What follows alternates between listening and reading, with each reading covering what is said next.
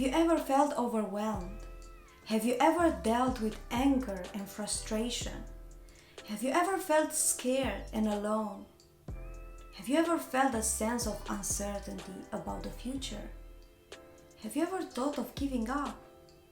If your answers are affirmative, then you should carry on watching, because I'm going to talk about all this and more in the next few minutes.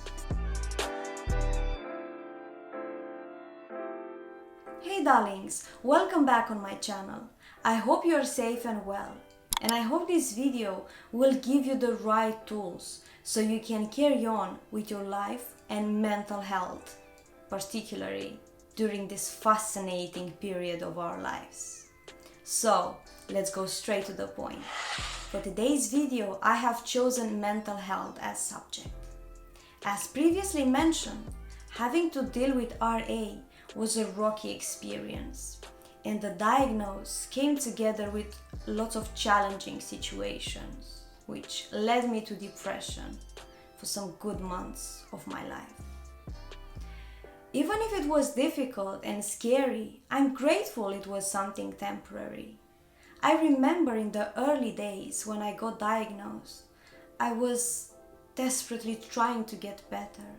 I didn't want to accept the idea of having joint problems because I have always treated my body well and I have always took care of it.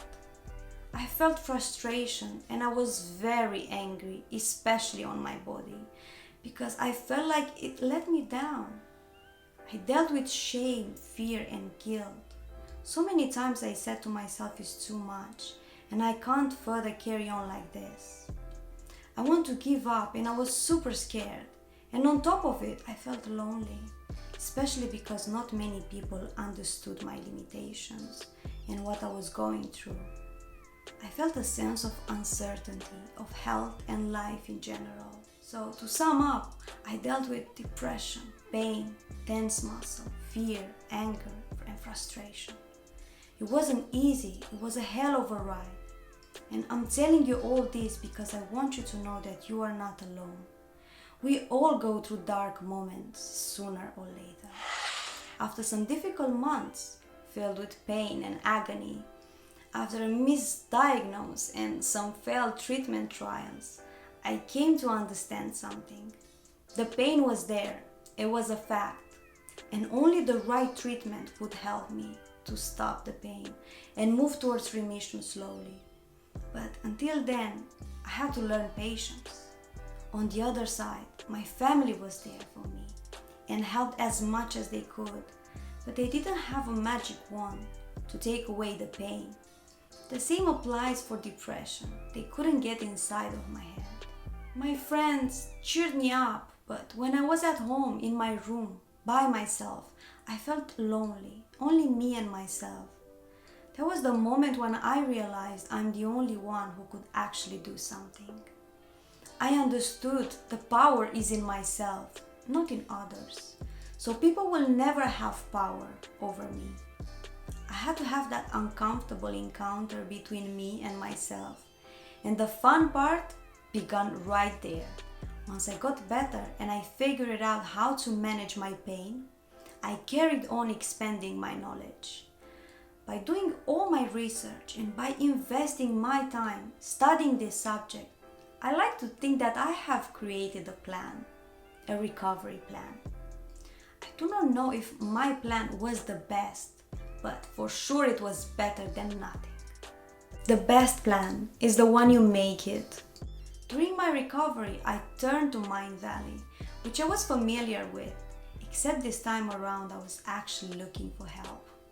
I had discovered this amazing platform years ago, and I felt it was about time to dive deep into powerful and full of wisdom courses. I need to warn you, their programs are pricey, but if you're on budget and you want to get well, you will watch and take notes from every single free video they have. You will search for the golden nuggets and you will apply what you just learned in your daily life afterwards. Remember, you have to set the plan in place. I have discovered so many great people on this platform. This way I got to know and meet Marisa Peer last year, Lisa Nichols, Vishnu Lakhani, Christine Marie Sheldon, Michael Beckwith, and so many others helped me through their work. I believe the biggest breakthrough is to decide to feel better in order to stop feeling bad. I'm going to give you an example. In March, when the pandemic hit the globe, I felt scared, overwhelmed, and anxious. This year is full of major historical events, and I actually needed a break from all of this. And I downloaded the Soulvana app, which I used every day so I can clear my mind, be able to cope. I want to mention something. I have used Mindvalley and soulvana for free. Never paid for a course or meditation. Take advantages of this free information if you can't afford or you do not want to pay for it. Thanks to their generosity, I managed to work on myself, by myself, and get myself out of depression. I trained my subconscious mind to start over, and I began by starting to trust myself. In times like this, it is important that we all take care of our mental health. Things affect us differently. We all go through difficult times, and sometimes negative emotions can be a healthy reaction to the challenges we face. Very important note, you must keep in mind that we are supposed to be unhappy sometimes. We cannot be happy all the time. It is normal to have variations in mood. If we are happy all the time, when will we experience the other human emotions like admiration, calmness, excitement, interest, joy? Look at this wheel of emotions. We have plenty to experience.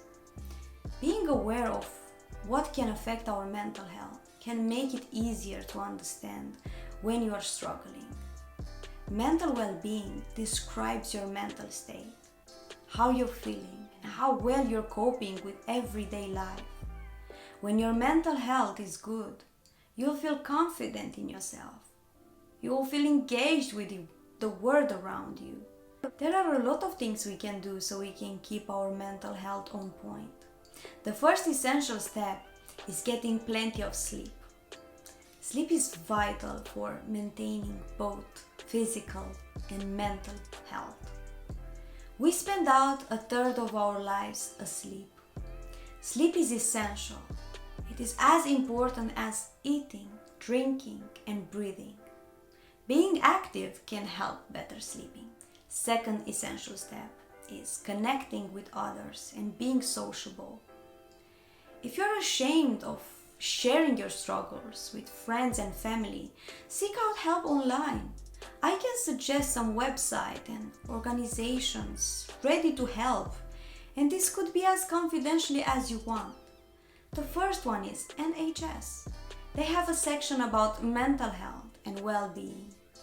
They have lots of articles about stress, anxiety, fear, panic, sadness, low mood, feeling lonely, breathing exercise, and so on. Mental Health Foundation, they are big on prevention and they invest in research as well.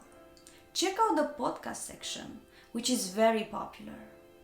Mind, they provide advice and support to empower anyone experiencing mental health problems. Check them out, they have so many interesting articles. Mindvalley, this is for your personal growth. Check this platform out. They always come up with new ideas and new courses. I'm looking forward to hearing from you. Did you like this video? Did you find it useful? What do you think of it? Write me down below in the comment section. And until next time, be grateful for your body and mind. Bye, darlings.